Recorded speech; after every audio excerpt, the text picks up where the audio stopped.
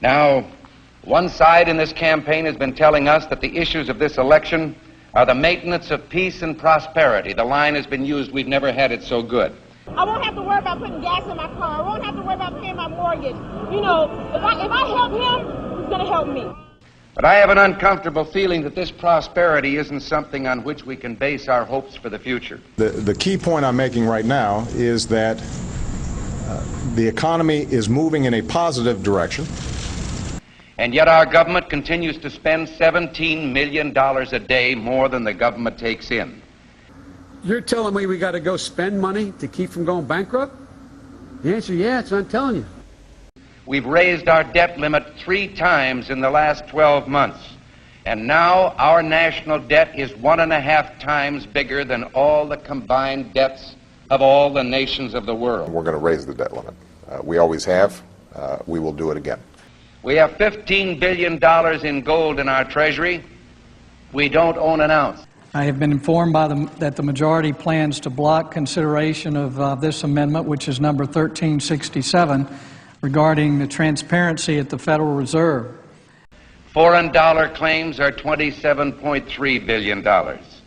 It said that China has now surpassed Japan as the U.S. government's largest creditor, owning at least 10% of all U.S. debt, perhaps as much as $700 billion. And we've just had announced that the dollar of 1939 will now purchase 45 cents in its total value. President Obama is expected to face tough questions over the U.S. decision to pump $600 billion freshly printed dollars into its economy. Now, the move is an attempt to revive the country's finances, but will result in the devaluation of the dollar.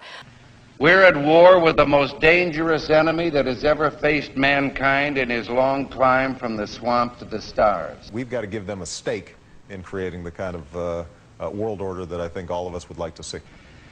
And it's been said if we lose that war, and in so doing lose this way of freedom of ours, you'll construct a legal regime to make indefinite detention legal.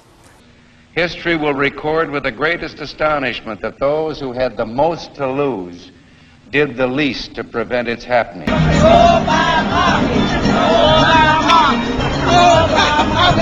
starting a riot here. Well, I think it's time we ask ourselves if we still know the freedoms that were intended for us by the Founding Fathers. For some trips, it'll be faster than flying, without the pat down. Anna was picked to go through. Pretty much everybody except the baby was picked to go through the scanner. If we lose freedom here, there's no place to escape to. This is the last stand on earth. Damn America, that's in the Bible.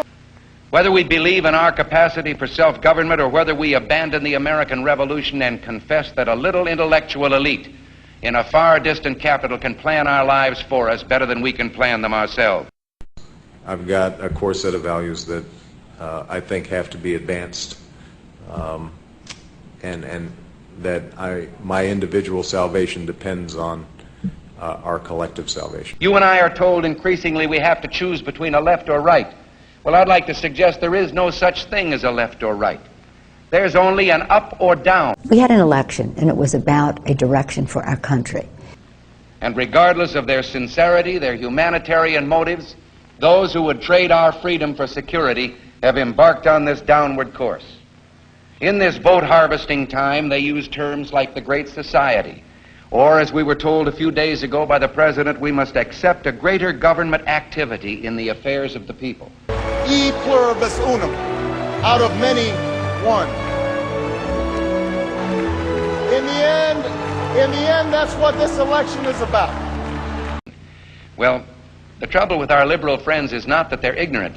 It's just that they know so much that isn't so. Over the course of 10 years, it would cost what it would cost us. All right, okay, we're going to. It would cost us about the same as it would cost